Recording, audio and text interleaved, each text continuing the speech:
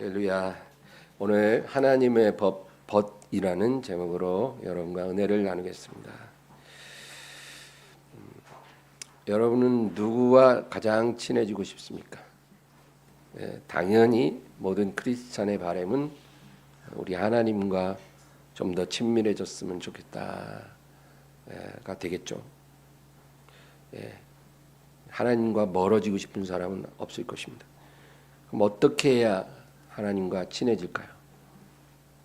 하나님과 친해지고는 싶은데 친해질 수 있는 길을 몰라서 그냥 막연히 바랄 뿐이지 정말 그렇게 될 거라고 믿지 못하는 것입니다.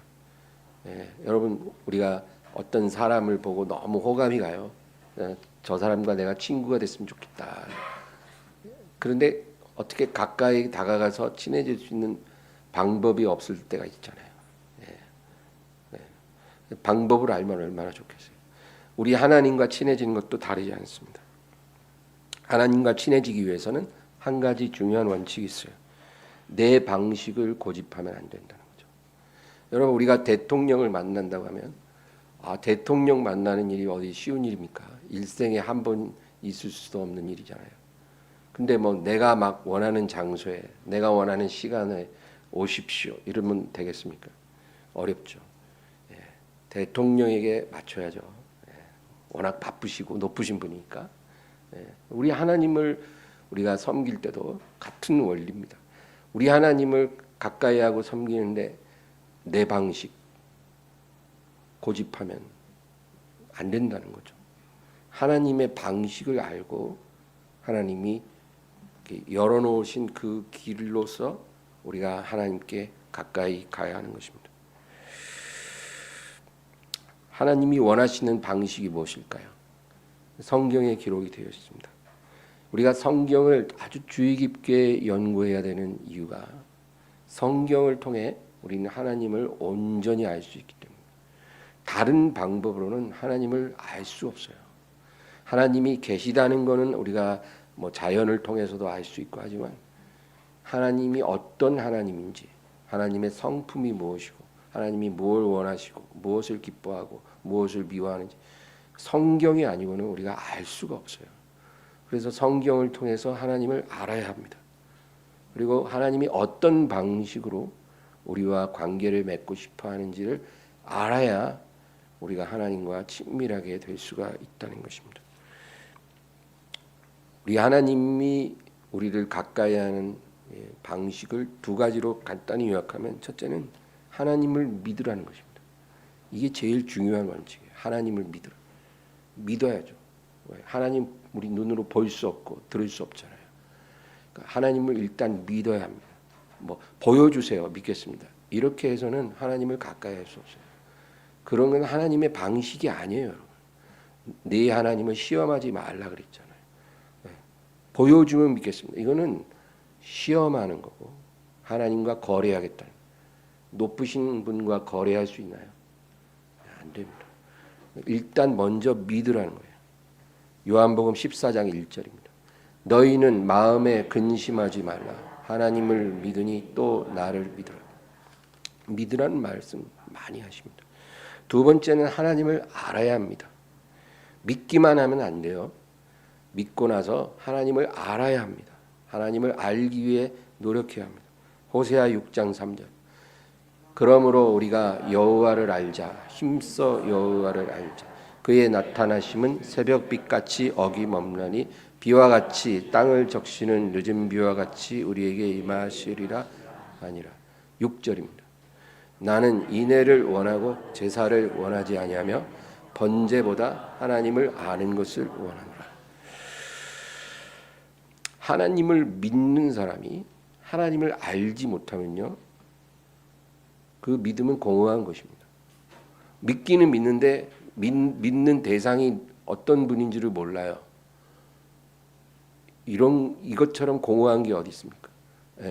어떤 여자가 다음 달에 이제 결혼한다 그래요. 그래서 그럼 신랑은 어떤 사람이냐 할까? 뭐 잘 몰라요. 그래? 모르는 사람하고 다음 달에 결혼한다고?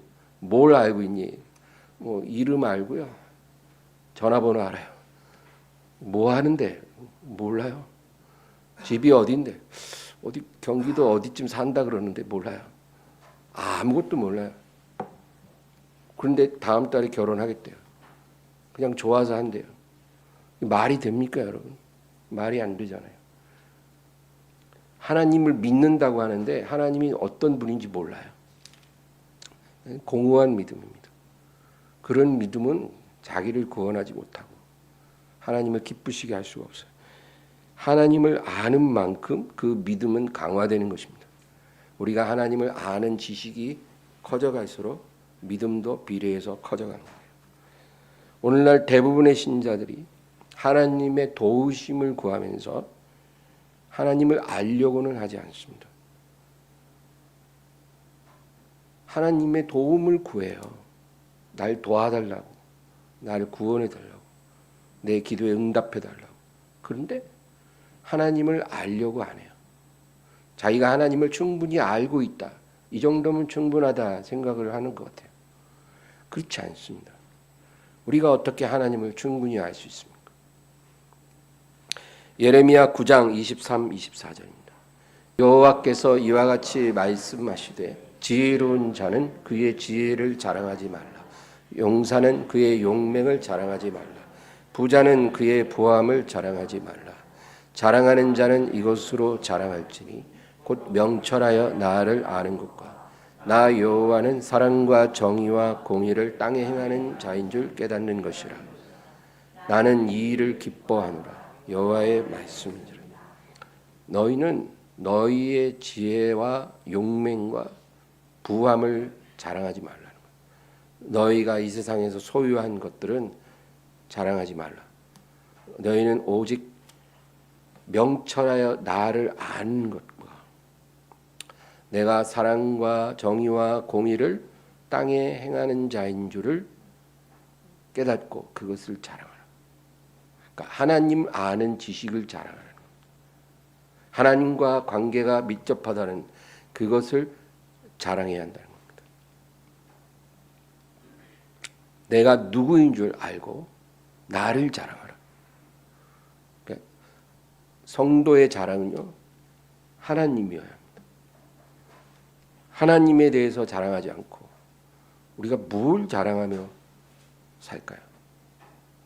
만약에 우리가 좋은 자동차를 자랑하고 좋은 옷을 자랑하면 세상 사람과 다를 바가 뭐가 있습니까? 하나님이 그것을 기뻐하지 않습니다. 하나님을 제대로 모르면서 내가 하나님과 가깝다고 우리가 생각할 때, 착각이죠. 어떤 일이 일어나는지 아주 중대한 착각이죠. 그럴 때 어떤 일이 일어나는지 성경에 몇 가지 사건들이 기록되어 있어요.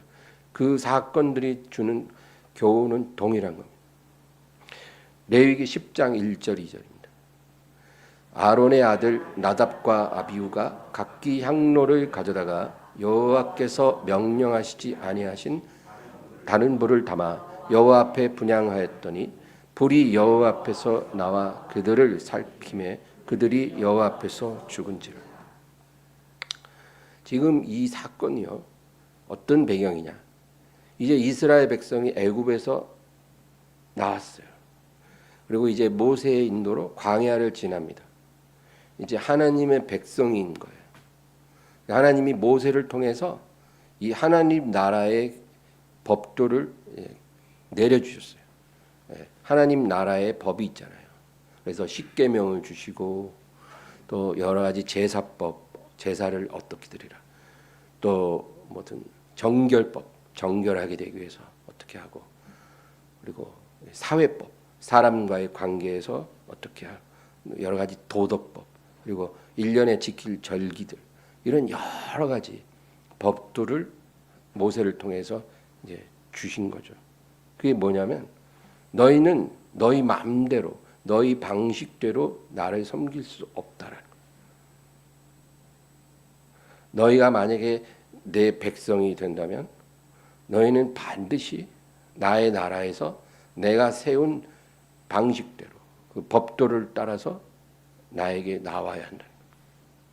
그게 하나님이 주시는 메시지예요. 너희는 내 방식대로 나를 섬겨야 하고 또 그렇게 인생을 살아야 한다.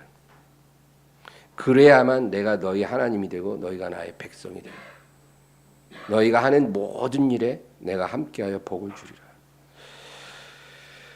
그래서 특별히 이제 제사장들이 있어요. 제사장이 누구예요? 아론과 그 아들들이에요. 그래서 그들은 정해진 그 제복을 입고 예복을 입고 항상 하나님이 정해주신 그대로 여러 가지 제사를 드려요. 번제를 드리고 소제를 드리고 화목제, 속건제, 속죄제를 드리라는 거죠. 근데 이 제사장들이 제사를 드릴 때 또 매일같이 이제 해야 하는 일들이 몇 가지가 있어요. 그 중에 하나가 분향하는 거예요. 분향. 이 분향을 어떻게 하냐? 먼저 이제 번제단에서 아침 저녁으로 번제를 드리잖아요. 그러면 이제 그 제물이 불타오르죠. 그러면 그 번제단에서 쓰여진 그 불, 번제단에 있는 그 불씨를 향로에다가 담습니다. 향로에다 딱 담아서 그 향로를 들고 이제 성소 안으로 들어가요. 그러면 중앙에 분향단이 딱 있어요. 그 분향단에 그 향로에 담은 불을 가지고서 이제 향을 사르는 거예요. 아침 저녁으로 그 분향단에 향을 사릅니다. 그래서 그 분향이 꺼지지 않도록 늘 유지해야 하는 거죠. 근데 명심해야 될 거는 번제단의 불씨를 가져다가 분향을 해야 되는 거예요. 하나님이 분명히 그렇게 명령을 했어요. 근데 이 아론의 아들 나답과 아비후가 자기 향로를 가져다가 여호와가 명령하시지 아니한 다른 불을 담아 분향을 했다. 그러니까 번제단의 불이 아닌 거예요. 모든 불은 다 똑같다고 생각한 거예요. 뭐 어느 불이나 다 똑같아. 그렇게 생각한 거예요. 자기 생각이죠. 자기 생각. 아무 불이나 가져다가 분향해도 상관없을 거야. 그렇게 자기가 생각을 하는 거예요. 그래서 저 여인들이 사용하는 부엌의 아궁이 불씨로 갖다가 썼든지 아니면 저 하인들이 불 쬐고 있는 모닥불에서 불씨를 가져다가 썼든지 그냥 편한 대로 했던 것 같아요. 그러니까 하나님 진노하셔서 그 향로에서 불이 확 나와서 그 자리에서 타 죽은 거예요.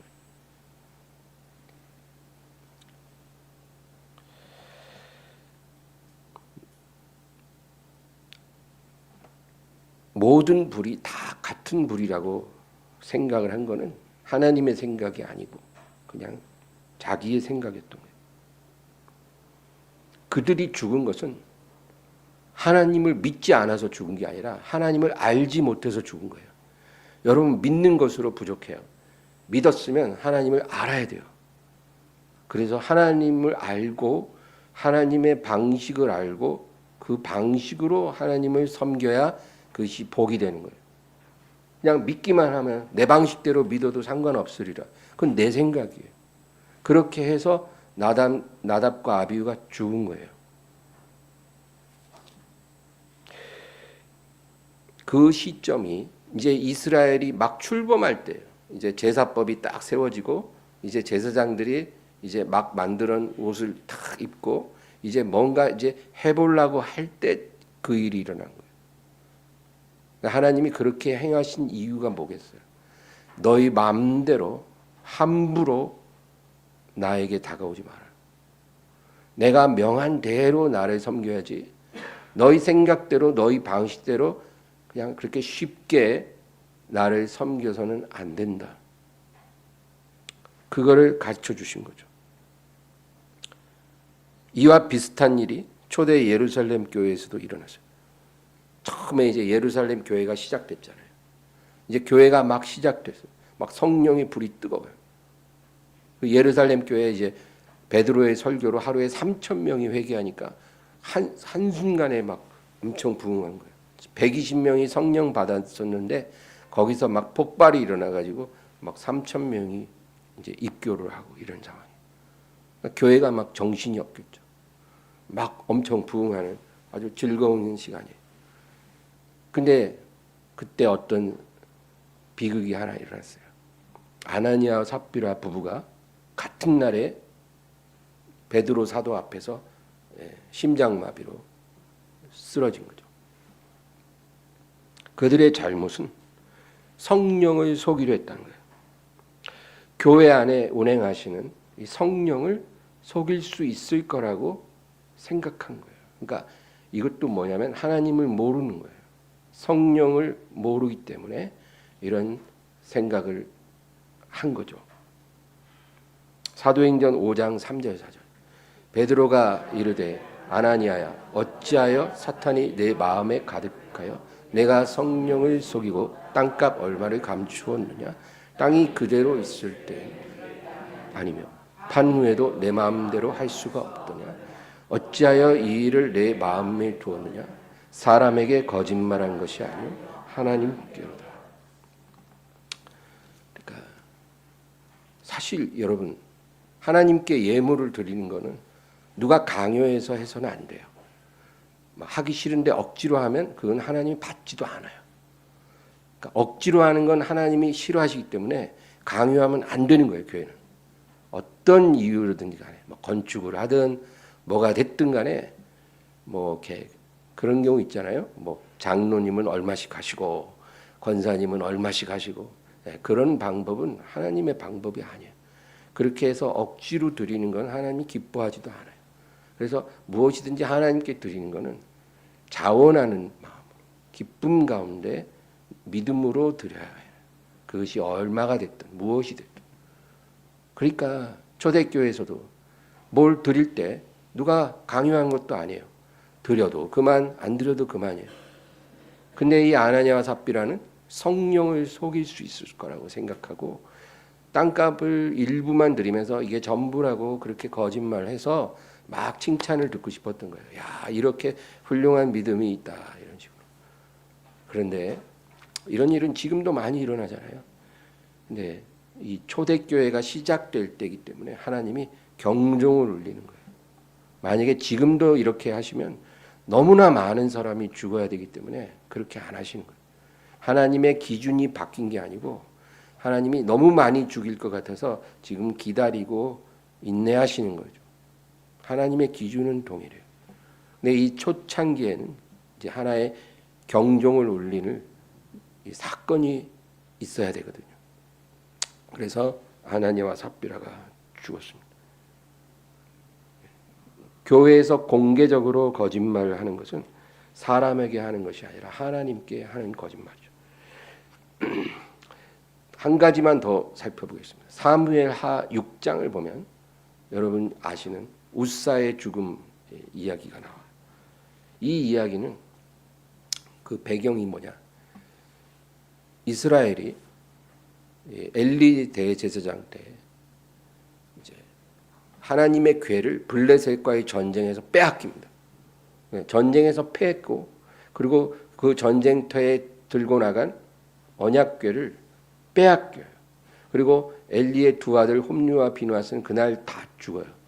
그리고 그 패전과 빼앗긴 소식을 들은 엘리 대제사장도 그 소식을 들을 때 놀라서 뒤로 넘어졌는데 목이 부러져서 그날 죽어요. 그러니까 하나님을 만홀히 여긴 업신 여긴 이 대제사장 가문에 그날 하나님이 심판을 내립니다.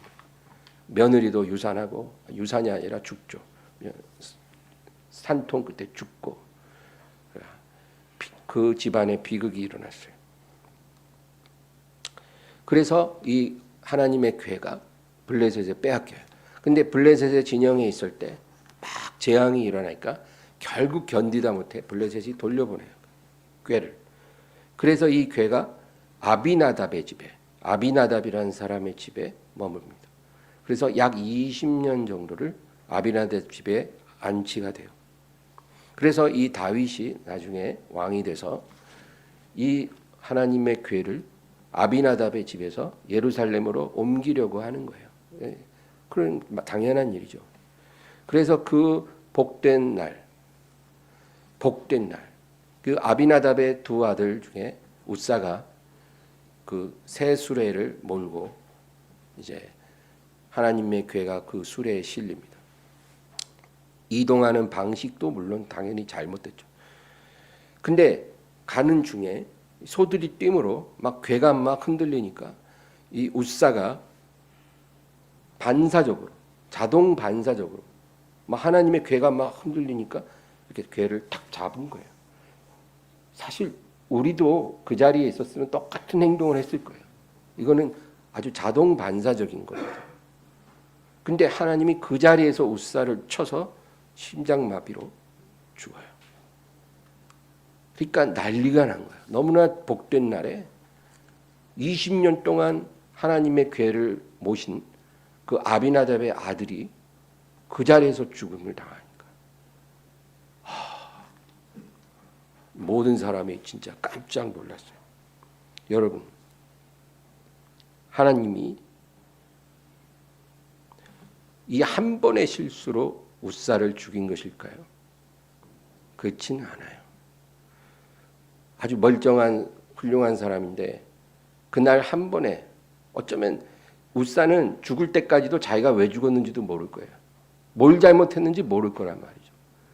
그런 실수로 그 괴를 잡았다는 그 이유로 불경죄로 그냥 하나님이 바로 심판을 하신 것은 아닙니다. 이것은 아비나답과 그 아들들이 하나님을 대하는 방식에 대한 하나님의 심판이 그날 이루어진 거예요. 여러분, 어떤 심판이 하느님으로부터 임할 때는 그날 어떤 것을 잘못해서 임하는 게 아니에요. 오랜 세월 하나님을 대하는 방식에 대해서 하나님이 인내하시다가 그날 심판하시는 거예요. 우리가 그거를 이해할 수 있어야 돼요. 이 사건 때문에 다윗이 이 하나님의 궤를 예루살렘에 옮기지 못하고 오벳 에돔이라는 사람의 집에 그것을 3개월 동안 맡깁니다. 사무엘하 6장 9절에서 11절 읽겠습니다. 다윗이 여호와의 궤를 옮겨 다윗성 자기에게로 메어가기를 즐겨하지 아니하고 가데 사람 오벳 에돔의 집으로 메어간지라. 여호와의 궤가 가드 사람 오벳 에돔의 집에 석 달을 있었는데 여호와께서 오벳 에돔과 그의 온 집에 복을 주시니라. 어떤 사람이 다윗 왕에게 아뢰어 이르되 여호와께서 하나님의 궤로 말미암아 오벳 에돔의 집과 그의 모든 소유에 복을 주셨다 한지라. 다윗이 가서 하나님의 궤를 기쁨으로 메고 오벳 에돔의 집에서 다윗성으로 올라갔어요. 여기서 보면 놀라운 게 있어요. 아니 20년 동안이나 하나님의 궤를 모신 아비나답의 집에는 복 주셨단 말이 성경에 없어요. 복을 주시려면 그 집에 주셔야 되잖아요. 근데 복 주시지 않았어요. 오히려 그 궤가 나오는 가장 복된 날에 그 집 아들을 쳐서 죽여버렸어요. 근데 이제 왕도 두려워서 그 궤를 옮기지 못하니까 누가 그 궤를 맡겠다고 하겠어요. 누가 그 궤를 자기 집에 모시겠냐고요. 두려워서. 자기 집이 망할 수도 있는데. 그러니까 아무도 원치 않아요. 근데 이 오벳 에돔이라는 사람의 집에 3개월 동안 모시게 된 거예요. 오벳 에돔이 그렇게 할 수 있었던 거는 그가 하나님을 경외할 뿐 아니라 하나님을 사랑했기 때문이에요. 온전한 사랑이 두려움을 내쫓는다 그러잖아요. 그러니까 하나님은 두려우시고 우리가 떨 수밖에 없는 분이지만 또 우리가 하나님을 사랑해야 돼요. 그렇기 때문에 이 오벳 에돔은 두려운 마음으로 이 영광스러운 부담을 자기가 받아들인 거예요. 네. 왜냐하면 자기 집안이 망할 수도 있지만 정말 하나님의 궤를 내 집에 모신다는 건 이건 원한다고 되는 영광이 아니거든요. 그래서 자기 목숨을 걸고 하나님을 너무나 사랑하기 때문에 경외하기 때문에 그걸 받아들인 거죠. 근데 하나님이 이 3개월 동안 오벳 에돔의 집에 얼마나 복을 부어 주셨는지 그의 모든 소유의 복을 주셨다. 그의 온 집에 복을 주셨다. 그렇게 기록됩니다. 그러니까 오벳에돔 한 사람이 아니라 그의 온 집에, 그러니까 그 자손들 모두에게, 뭐 진짜 그 집에 뭐 가업에 모든 영역에 하나님의 막 복을 부어주는데 그 복을 너무 많이 부어주니까 이 소문이 다윗 왕의 귀에까지 들릴 정도예요. 여러분, 그 다음 12절 보겠습니다. 어떤 사람이 하나님의 궤로 말미암아 오벳에돔의 집과 그의 모든 소유에 복을 주셨다 한지라. 다윗이 가서 하나님의 궤를 기쁨으로 메고 오벳에돔의 집에서 다윗성으로 올라갔어요. 얼마나 긴 세월을 하나님을 섬겼느냐가 중요하지 않습니다. 20년 섬겨도 결국 하나님이 그 아들을 쳐버려요. 긴 세월 하나님을 섬긴 것이 중요한 게 아니고요. 어떤 마음으로 하나님을 섬긴 것인가 중요합니다. 하나님을 모르면요, 그것이 재앙이 됩니다. 하나님을 알아야 하는 이유가 여기 있어요. 하나님을 알고 하나님을 온전히 섬겨야 돼요. 히브리서 12장 28절. 그러므로 우리가 흔들리지 않는 나라를 받았은즉 은혜를 받자. 이로 말미암아 경건함과 두려움으로 하나님을 기쁘시게 섬길지. 경건함과 두려움으로 하나님을 기쁘시게 섬기라. 두려움으로 기쁘게 섬기라. 이게 말이 됩니까? 근데 말이 되는 거예요. 우리 하나님을 섬길 때는 이런 자세가 필요해요. 두려움으로, 경건함과 두려움으로 하나님을 기쁘시게 섬겨야 돼요. 이 두 가지를 같이 갖고 있어야 돼요. 디모데후서 1장 7절. 하나님이 우리에게 주신 것은 두려워하는 마음이 아니요 오직 능력과 사랑과 절제하는 마음. 그러니까 그냥 무조건 하나님 앞에 벌벌벌 떨고 뒷걸음질 치지 말라는 거예요. 뒷걸음질 치지 말고 그 앞에 엎드리라는 거예요. 예. 그냥 망령되이 막 하나님 앞에 함부로 행하지도 말거니와 또 무서워서 뒷걸음질 치지 말고 엎드려. 겁먹지 말고 경외하라는 거예요. 거룩한 두려움으로 떨며 하나님을 기쁘시게 섬기면 어떤 재앙도 임하지 않습니다. 오히려 그런 사람에게 하나님이 엄청난 복을 부어주신다는 거예요. 오늘날 많은 신자들이 하나님을 사랑한다고 말하지만 하나님을 두려워하지 않아요. 하나님을 사랑합니다 고백하면서 두려워하지는 않아요. 그 하나님을 반쪽으로만 아는 거예요. 온전히 알지 못합니다.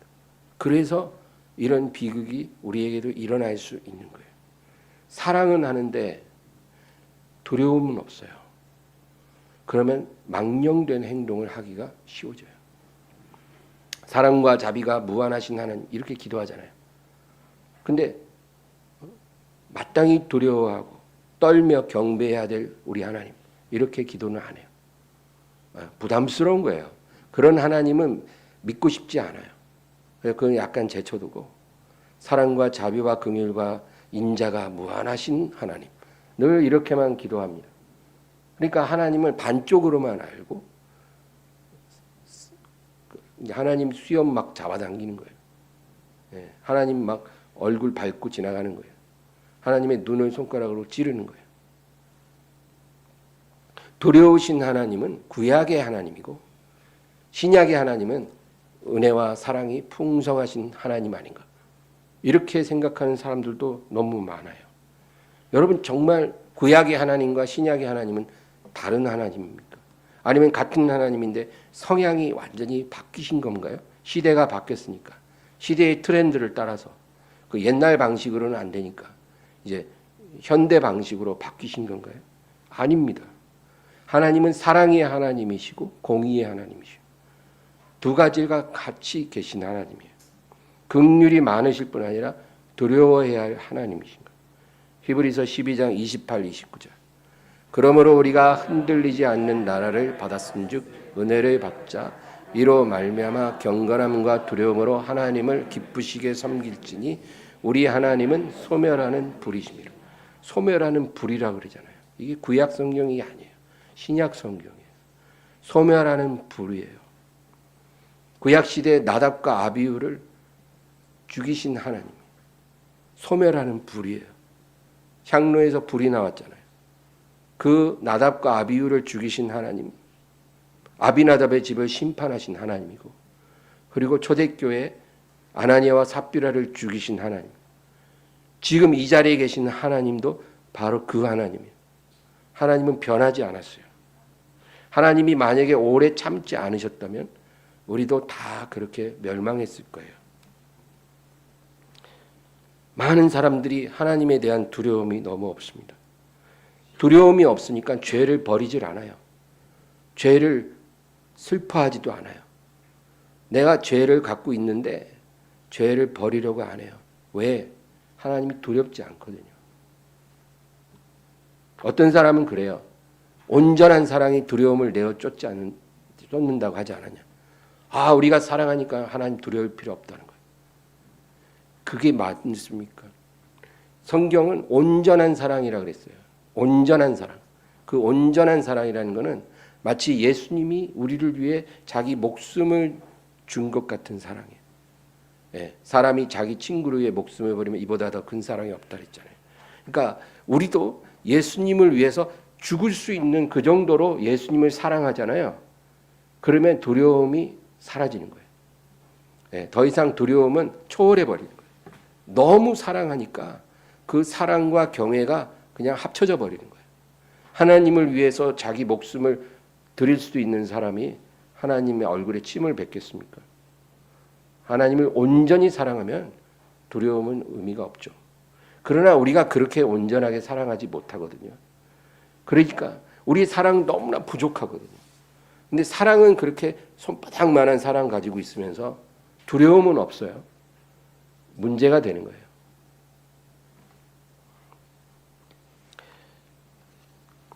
에스겔 18장 30, 31절. 주 여호와의 말씀이니라. 이스라엘 족속아, 내가 너희 각 사람이 행한 대로 심판할지라. 너희는 돌이켜 회개하고 모든 죄에서 떠날지어다. 그리한즉 그것이 너희에게 죄악의 걸림돌이 되지 아니하리라.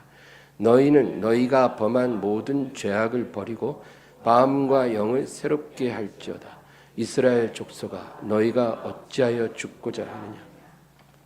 너희는 너희의 모든 죄악을 버리고 마음과 영을 새롭게 하라. 왜 너희는 죽고자 하느냐. 그러니까 너희가 변화되지 않으면 죽는다는 거예요. 난 너희가 죽지 않기를 원해. 너희가 살기를 원해. 너희가 구원받고 복받고 행복하기를 원해. 그러므로 죄악을 버려. 죄악을 버리고 나를 두려워하고 마음과 영을 새롭게 하면 하나님으로부터 유쾌하게 하는 날이 너에게 이를 거야. 복된 날이 너에게 찾아올 거야. 너의 인생에 빛이 비쳐서 감당할 수 없을 만큼 하나님의 사랑이 부어질 거야. 그 얘기예요. 근데 이렇게 엄중한 경고를 우리가 그냥 간과해버려요. 왜? 아, 이거 구약 성경 아니냐, 구약 성경. 신약의 하나님은 그런 하나님은 아니야. 우리가 무슨 짓을 해도 그냥 미소 짓고 다 이해해주고, 아, 내 처지를 아시니까 봐주시겠지. 기다려주시고 다 이해해주시는 하나님. 나는 그런 하나님을 믿어. 여러분, 그거는 성경의 하나님이 아니고 그냥 금송아지 하나님이에요. 내가 믿고 싶은 하나님이지 성경에 계시된 하나님을 믿는 게 아니에요. 신약 성경의 하나님은 어떤 하나님일까요? 누가복음 12장 5절 예수님 말씀이에요. 마땅히 두려워할 자를 내가 너희에게 보이리니 곧 죽인 후에 또한 지옥에 던져넣는 권세 있는 그를 두려워하라. 내가 참으로 너희에게 이르노니 그를 두려워하라. 예수님도 하나님을 두려워하라 그랬어요. 예. 사랑이 많으시니까 그냥 아무렇게나 살아도 괜찮아. 다 너그럽게 이해해 주실 거야. 그런 하나님은 아니에요. 오래 참으시는 것이 용인해 주는 건 아니에요. 왜 그렇게 우리가 잘못 생각합니까? 계시록 2장 21, 23절. 또 내가 그에게 회개할 기회를 주었으되 자기의 음행을 회개하고자 하지 아니하는도다. 볼지어다 내가 그를 침상에 던질 터요 또 그와 더불어 간음하는 자들도 만일 그의 행위를 회개하지 아니하면 큰 환난 가운데 던지고 또 내가 사망으로 그의 자녀를 죽이리니 모든 교회가 나는 사람의 뜻과 마음을 살피는 자인 줄 알지라. 내가 너희 각 사람의 행위대로 갚아주리라. 예수님이 교회에 하신 말씀. 내가 그를 침상에 던진다는 말은 병중에 눕게 하겠다 이 말이에요. 중병을 주어서 드러눕게 할 것이고 내가 사망으로 그의 자녀를 죽일 것이에요. 웃사를 죽인 것처럼 예수님의 하나님의 기준은 변함이 없어요. 구약이나 신약이나 동일합니다. 영원히 동일합니다. 내가 각 사람의 행위대로 갚아준다. 여러분, 그러니까 우리가 하루하루 행동을 하는 것이 너무나 중요하다는 거예요. 그냥 우리는 생각 없이 말하고 행동하는데 우리의 행위대로 주님이 다 갚아주셔요. 지금 당장 보응이 없다고 넘어간 게 아니에요. 얼마나 두렵습니까? 얼마나 두려워요. 악을 행하는 자에게는 두려움이고 선을 행하는 자에게는 즐거움이에요. 왜? 아무도 내 선을 몰라줘도 하나님이 다 갚아주실 거니까. 네. 히브리서 10장 30, 31절. 원수 갚는 것이 내게 있으니 내가 갚으리라 하시고 또 다시 주께서 그의 백성을 심판하리라 말씀하신 것을 우리가 아노니 살아계신 하나님의 손에 빠져 들어가는 것이 무서울진저. 이게 다 신약 성경에 있는 말씀이에요. 여러분, 제가 며칠 전에 뉴스를 하나 봤는데 기사를 봤는데 기독교 어느 그 리서치에서 이렇게 그 결과를 보고하는 건데 그 무작위로 많은 사람을 이렇게 조사를 한 거예요. 그때 놀라운 사실이 기독교인이나 비기독교인이나 무속인을 찾는 비율이 똑같더라는 거예요. 당신은 근래에 무속인을 찾은 적이 있습니까? 하는데 종교 같은 거 이렇게 보니까 기독교인이나 비기독교인이나 똑같더라는 거예요. 이게 너무 놀라운 거예요. 더군다나 20대 기독교인, 20대 청년 크리스찬들은 그 비율이 믿지 않는 청년들보다 더 높았대요. 그러니까 20대 크리스찬 청년들이 무속인을 많이 찾는다는 거예요. 그래서 왜 그렇게 무속인에게 찾아가냐 하니까 그 이유가 뭐냐면 즉각적인 위로가 있기 때문이라는 거예요. 그러니까 교회 가면 목사님이 뭐라 그래요? 뭐 맨날 기도하라 그러죠. 또 하나님 말씀 묵상하고 하나님의 약속 안에 거하라. 뭐 이런 식으로만 얘기할 거 아니에요. 그러니까 뭔가 지금 내가 너무 힘들고 답답한데 즉각적인 뭔가 솔루션이 없잖아요. 그 즉각적인 솔루션이 다 있으면 믿음이 왜 필요합니까? 그러니 답답한 거예요. 믿음은 없는데 상황은 답답한 거예요. 그러니까 어디 가요? 무속인한테 가요. 무속인에게 가면 뭐 금방 바로 답을 줍니다. 그 무속인의 조언이 아주 뭐랄까 그 신선하다는 거죠. 그럴듯한 거예요. 근데 더 놀라운 건 그 20대 크리스찬 청년들이 그렇게 무속인에게 가서 물어보고 조언을 받고 뭔가 위로를 받는 것이 그렇게 잘못된 거라고 생각을 안 하고 있다는 거예요. 뭐 하나님은 믿는 거고 가끔 이렇게 갈 수도 있지. 뭐 물어볼 수도 있지. 뭐 영의 세계니까 뭐 별 차이 없지 않나. 이렇다는 거예요. 여러분 이게 하나님을 믿는 믿음 맞습니까? 이거는 성경에 기록된 믿음이 아니고 자기가 믿고 싶은 믿음이에요. 우리 하나님은 그런 하나님이 아니에요. 우리가 그렇게 믿어도 되는 하나님이 아니에요. 성경에 무당은 반드시 살려두지 마라. 너희 가운데 무당이나 신접자나 초혼자, 점치는 자 절대로 용납하지 말고 살려두지 말고 이런 일을 행하는 자나 이런 자들에게 가까이 다가가는 모든 자를 죽이라. 이게 하나님의 기준이에요. 하나님은 내가 너희가 귀신과 교제하는 자가 되기를 원치 아니하노라 그랬거든요. 무속인을 찾아가는 걸 귀신과 교제하는 거예요. 귀신에게 물어보는 거예요. 귀신에게 무릎을 꿇는 거예요. 귀신과 교제하지 말라는 거예요. 제사상 차리는 거는 귀신을 영접하는 거예요. 그러지 말라는 거예요. 이게 하나님의 기준이에요. 우리가 이런 짓을 하면서 하나님께 또 기도도 하죠. 문제 좀 해결해 달라고.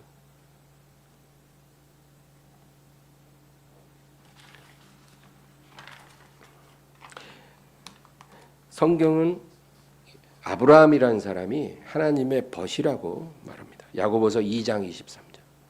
이에 성경에 이른 바 아브라함이 하나님을 믿으니 이것을 의로 여기셨다는 말씀이 이루어졌고 그는 하나님의 벗이라 칭함을 받았다. 하나님이 어떤 사람에게 내 벗이라고 얘기한 사람은 아브라함밖에 없어요. 이거는 아무에게나 주시는 게 아니에요. 그러니까 어떻게 사람이, 이 불완전한 사람이, 죄인된 사람이 하나님의 벗이 될 수 있을 거예요. 그가 100세에 얻은 아들을 번제로 바치라는 하나님의 말씀에 순종했잖아요. 근데 여러분, 우리는 이 아브라함의 순종에만 포커스를 맞춰요. 야, 대단하다. 이렇게 힘든 명령을 순종을 했구나. 근데 여러분, 아브라함이 이렇게 어려운 하나님의 명을 순종할 수 있었던 것은 그가 하나님을 알고 있었기 때문이에요. 하나님의 마음을 헤아리는 사람이었다는 거예요. 하나님의 마음을 헤아리니까 순종할 수가 있었다는 거예요. 우리는 그거를 이해해야 돼요. 여러분, 우리에게도 친구들이 있잖아요. 가까운 친구, 조금 먼 친구, 뭐 다 여러 친구가 있잖아요. 지인들. 근데 내 마음을 가장 잘 헤아려 주는 사람이 가장 친한 벗이라고 할 수 있지 않겠습니까? 그냥 오래 알고 지낸 사람이 가장 친한 친구가 아니고요. 30년을 알고 지내도 내 마음 모르고 나 이용해 먹을 수도 있잖아요. 그런 게 아니라 그냥 그렇게 오래 사귀진 않았지만 내 마음을 잘 헤아리는 사람이 가장 가까운 벗이 될 수 있죠. 하나님과의 관계도 그렇다는 거예요. 하나님이 아브라함을 나의 벗이라고 할 때는 아브라함이 하나님의 마음을 가장 잘 헤아렸기 때문이에요. 아브라함은 하나님이 그에게 너의 사랑하는 외아들 독자를 내게 번제로 바치라 이렇게 하실 때 왜 하나님이 자기에게 그렇게 말했는지를 이해했어요. 하나님이 그렇게 특별한 아주 정말 불편한 그런 요구를 하실 때는 왜 그렇게 나에게 말씀하시는지를 헤아려야 돼요. 그냥 안 돼요 하나님, 아이씨 뭐예요 도대체 내가 이렇게 열심히 믿는데 달라는 건 안 주고 왜 자꾸 뭘 버리라 그래요. 그러지 마세요. 나 시험 들 거예요. 이런 게 아니고 왜 하나님이 자기에게 그렇게 요구하시는지를 헤아렸다는 거예요. 인신 제사를 하나님 기뻐하지 않는다는 거 알거든요. 하나님은 사람을 제물로 바치는 것을 미워하세요. 그런 하나님이 자기에게 100세의 축복으로 응답으로 약속의 성취로 주신 그 아들을 불태워 드리라는 것은 그 하나님의 이유가 있는 거죠. 그게 뭘까요? 하나님은 하나님과 아브라함 사이에 어떤 우상도 원치 않은 거예요. 축복이 우상이 되니까 불태우라는 거예요. 그 하나님의 마음을 헤아렸기 때문에 아브라함은 즉시로 순종할 수 있었어요. 막 원망하며 울부짖고 탄식하고 그러지 않았어요. 바로 다음날 아침에 출발했어요. 하나님의 마음을 헤아린 거예요. 회개하는 마음으로 순종하는 거예요. 요한복음 15장 오늘 본문 13, 14절. 사람이 친구를 위하여 자기 목숨을 버리면 이보다 더 큰 사랑이 없나니 너희는 내가 명하는 대로 행하면 곧 나의 친구라.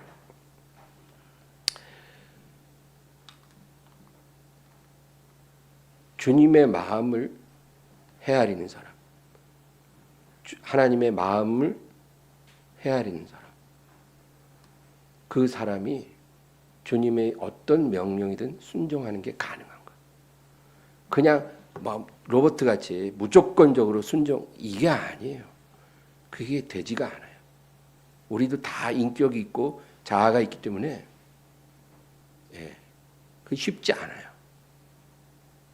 하나님은 우리가 순종하기를 원하잖아요. 그럼 순종하려면 하나님이 어떤 분인지를 알아야 돼요. 하나님의 마음을 헤아려야 돼요. 그래서 나에게 뭘 드리라, 뭘 버리라 할 때는 그 하나님의 명령만 우리가 포커스를 맞추지 말고 왜 나에게 이렇게 요구하시는가? 응? 내 삶에 왜 이런 고난과 아픔을 주시는가? 그걸 헤아리. 그리고 하나님의 뜻을 이루는 거예요. 하나님의 뜻대로 순종하는 거예요. 그렇게 하면 바로 주님의 친구가 되는 거예요. 하나님의 벗이 되는 거예요.